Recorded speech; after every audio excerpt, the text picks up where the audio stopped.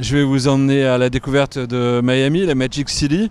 Ce sera une découverte surtout pour les personnes qui ne sont jamais venues. Donc, je vais vous montrer les quartiers essentiels à visiter, comme celui-ci derrière moi du Design District. Donc on va y aller quartier par quartier et cette vidéo sera surtout sur Miami et pas sur Miami Beach. On va vous montrer une autre vidéo sur Miami Beach parce que ce sont deux villes qui sont différentes. La grande ville Miami d'habitation et Miami Beach qui n'est pas juste les plages de Miami, c'est une grande île qui fait 25 km qui est séparée de Miami par des ponts. Il y a au moins 5 grands ponts immenses qui franchissent la baie et l'île de Miami qui fait 25 km. Donc il faut qu'on en parle de manière séparée.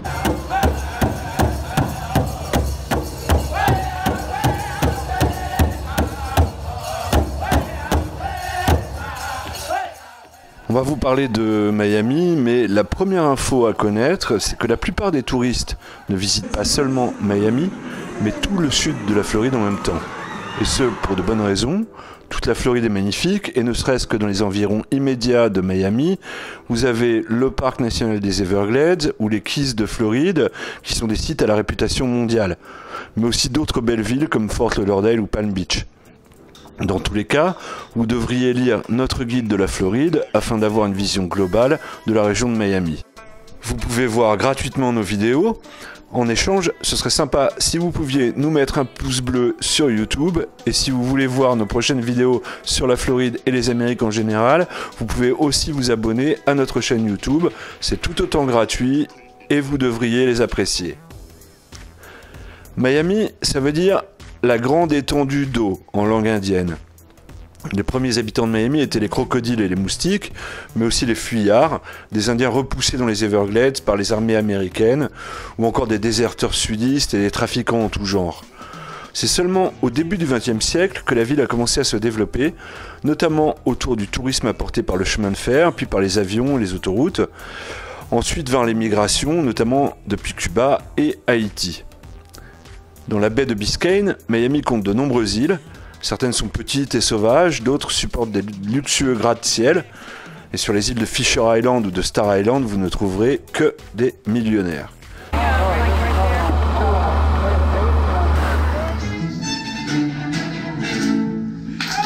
Miami est ainsi devenue une ville d'art, notamment grâce à son Art Week, qui se déroule chaque année début décembre. C'est un bon moment comme un autre pour la visiter, mais ici l'hiver est très clément, généralement on peut aller à la plage quasiment toute l'année. Comme dit en introduction, la grande station balnéaire de Miami, c'est Miami Beach. Ceci dit, vous trouvez tout de même des plages dans Miami, comme par exemple le Matheson Hammock Park, qui est à Coconut Grove. Mais surtout, Miami est connecté à d'autres îles comme Virginia Key et surtout Key Biscayne, qui sont des îles qui contiennent deux plages sublimes. À Key Biscayne, vous trouvez Crandon Park et Cape Florida. C'est ici également que se trouve le parc d'attractions du Miami Seaquarium avec ses célèbres spectacles de dauphins.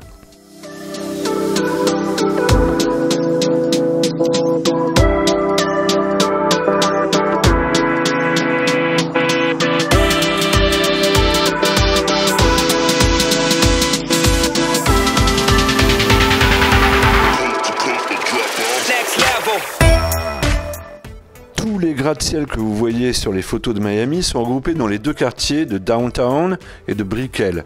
Ils forment une certaine unité, une sorte de Manhattan de Miami, mais avec une séparation au milieu, la Miami River. Vous pouvez visiter ces quartiers de Downtown et Brickell grâce au Metro Mover, un métro aérien gratuit qui réalise 3 boucles dans ces deux quartiers et les connecte l'un avec l'autre en passant au-dessus de la Miami River. Il donne parfois des sensations de montagne russe et vous permet d'avoir de très beaux points de vue. Le centre-ville de Miami est très animé en semaine et un peu moins en soirée ou durant le week-end. Vous y verrez la Freedom Tower, qui reste le symbole de liberté pour les premiers exilés cubains qui ont fui la dictature en bateau. À une époque, cette tour jaune était le plus haut gratte-ciel de Miami, c'était donc le premier bâtiment visible depuis la mer pour les exilés. Juste en face se trouve un autre symbole important de Miami, l'American Airlines Arena, qui est la salle où joue l'équipe de basketball du Miami Heat. Sur les quais, juste à côté, se trouve Bayfront Park et son port. Il compte de nombreuses boutiques et les bateaux touristiques qui vous emmèneront visiter la baie, les îles, les maisons des milliardaires. C'est très apprécié par les touristes, notamment la croisière au coucher du soleil. Toujours sur les quais du centre-ville se trouve un pôle muséal avec le PAM, Perez Art Museum, qui expose de l'art contemporain, et le Frost Science Museum, qui est un musée interactif consacré à la science. De l'autre côté de la Miami River, le quartier de Brickell est un peu plus commerçant. Au sommet de certaines tours, vous trouverez des bars et restaurants avec des points de vue incroyables sur la baie de Biscayne et la skyline de Miami. Les berges de la rivière, à l'ouest de la skyline, comptent plusieurs restaurants réputés, avec ici aussi une très belle vue sur la skyline de Miami, surtout en soirée quand elle brille de mille feux.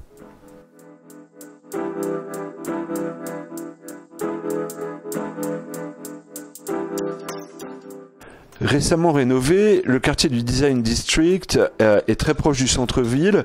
Il concentre des centaines de boutiques de marques de luxe, le tout dans un environnement magnifique et créatif. C'est vraiment un quartier très apprécié. Même si vous ne comptez pas faire du shopping, vous y passerez un très bon moment et vous pouvez y rester 2 heures ou 3 heures. Vous trouverez aussi dans le quartier l'Institute of Contemporary Art, l'Institut d'art contemporain, et bien évidemment des restaurants et cafés très sympathiques.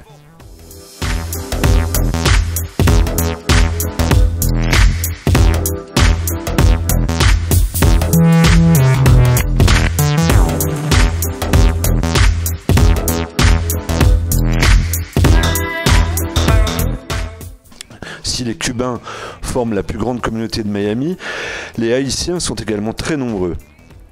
À Little Haiti, aussi bien les restaurants que les petits commerces vous rappelleront l'île des Caraïbes, par exemple près du Caribbean Marketplace, ou bien en visitant les Botanicas, ces boutiques où sont vendues des herbes médicinales et des poupées vaudou.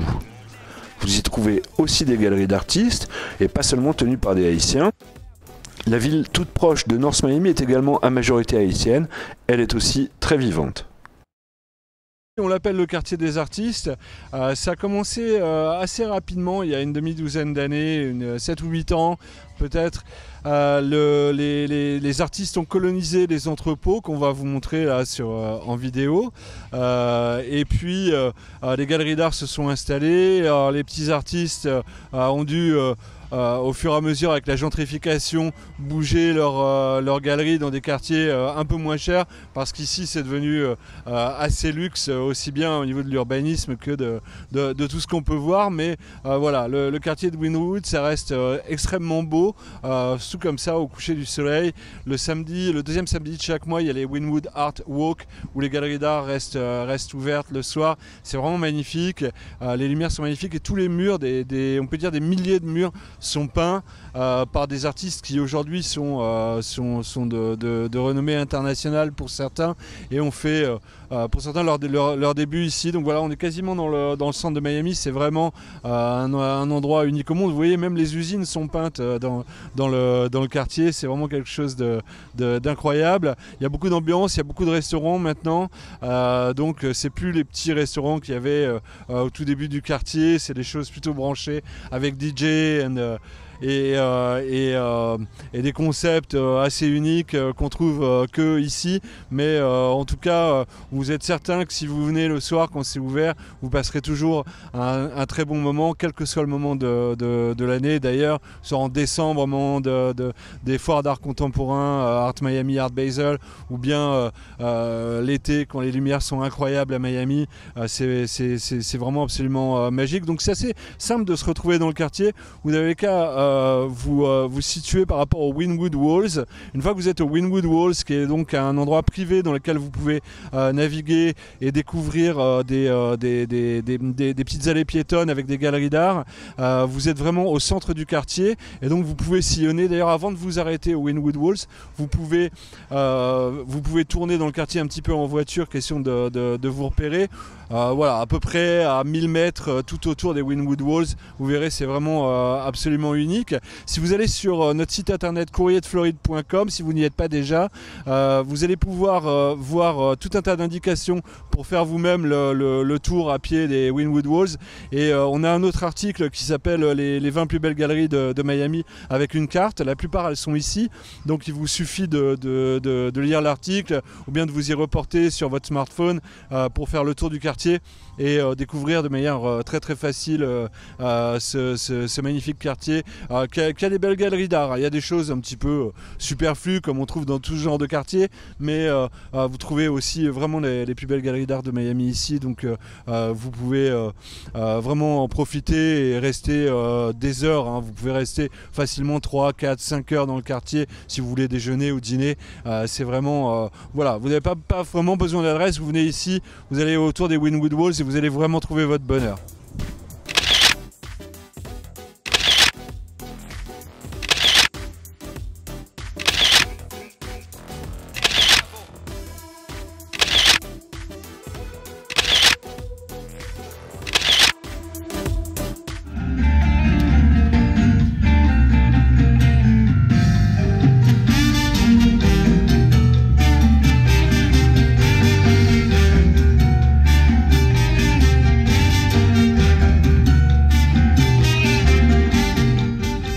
Au sud de la Miami River, vous trouvez le quartier le plus célèbre de Miami, Little Habana. Au XXIe siècle, Little Habana est habité par des communautés hispaniques plus diverses qu'au siècle précédent. Néanmoins, les symboles du quartier restent très cubains. Rendez-vous sur la Calle Ocho, la 8e rue, afin de voir les restaurants, les boutiques où les cigares sont roulés devant vous et l'ambiance chez les joueurs de domino, un sport national sur la Calle Ocho.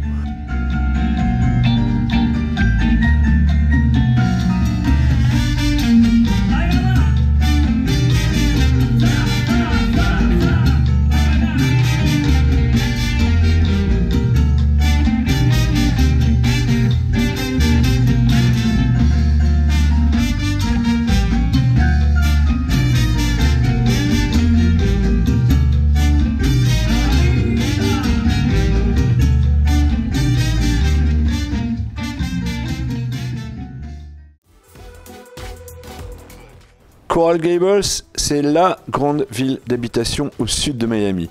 Construite au XXe siècle dans un style méditerranéen, elle contient un centre-ville extrêmement apprécié, le Miracle Mile, qui est vraiment l'un des endroits les plus sympathiques pour sortir le soir à Miami. Un peu plus à l'ouest, vous trouvez The Venetian Pool, la piscine vénitienne, qui est probablement la plus belle piscine municipale du monde. Sillonnez les rues tout autour afin d'admirer à la fois les voûtes d'arbres mais aussi les magnifiques résidences.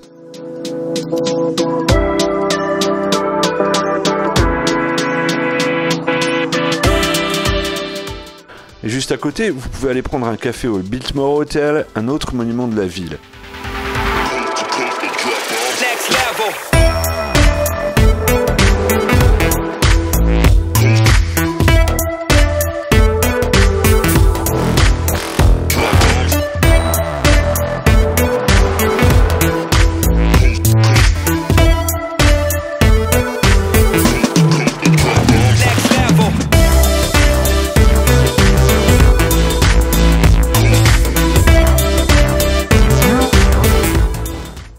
Notre musée d'art préféré se trouve à l'University of Miami. Il s'agit du Low Art Museum qui abrite des collections intéressantes, aussi bien antiques, classiques, modernes et contemporaines. Pas loin de Coral Gables, vous trouvez Coconut Grove. Le quartier contient un centre-ville, Commodore Plaza, avec d'agréables restaurants, sur lesquels se trouvent aussi des restaurants très réputés. Et s'il n'y a qu'un seul monument à visiter à Miami, c'est bien la Villa Biscaya, qui est la plus belle maison de la ville. Mais à Coconut Grove, vous trouvez aussi The Barnacle, et un peu plus au sud, il y a de très beaux jardins comme The Fairchild ou les Pinecrest Gardens, qui l'un comme l'autre vous permettent d'admirer la végétation tropicale de Floride. Mais le plus impressionnant à Coconut Grove, c'est probablement ses rues résidentielles comme la Old Cutler Road avec ses voûtes d'arbres et ses palaces gigantesques. Au nord de Miami-Dade, vous trouvez aussi la ville d'Aventura dans laquelle se trouve un mall réputé pour ses produits de luxe et juste à côté, à North Miami Beach, se trouve un vieux et beau monastère espagnol importé et reconstruit ici pièce par pièce. Vous pouvez en profiter pour aller à la plage, faire du kayak ou du VTT au Oleta River State Park, l'une des plus belles plages qui est à North Miami Beach également. Homestead est juste au sud de Miami, sur la route des Keys, et cette ville est considérée comme le grenier de Miami car c'est ici que se trouvent les fermes qui nourrissent la ville. Vous pouvez en visiter et acheter des fruits, légumes et des délicieux smoothies. On trouve à Homestead une très belle partie des Everglades, mais aussi les navettes pour aller visiter les îles du Biscayne National Park, qu'on peut considérer comme les premières Keys, celles qui sont le plus au nord, vraiment très proches de Miami. On trouve aussi à Homestead une jolie plage et le zoo de Miami. Bonjour, nous sommes au zoo de Miami. On est un petit peu mouillé aujourd'hui. Mais voilà, le zoo de Miami s'est drôlement agrandi, c'est devenu quelque chose de très très grand ces dernières années. Et donc on va vous le faire visiter aujourd'hui si on arrive à sauver nos caméras de déluge.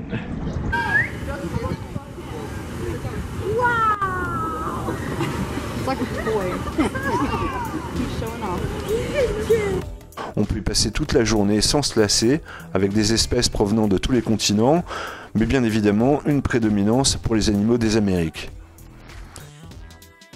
Il y a diverses autres attractions à Homestead, comme Monkey Jungle ou le Coral Castle qui est un étonnant parc de mégalithes. Voilà, cette vidéo était vraiment consacrée aux choses essentielles à voir à Miami pour ceux qui ne connaissent pas encore la ville. Merci de vous abonner à notre chaîne YouTube, c'est gratuit et ça vous permettra de voir nos prochaines vidéos.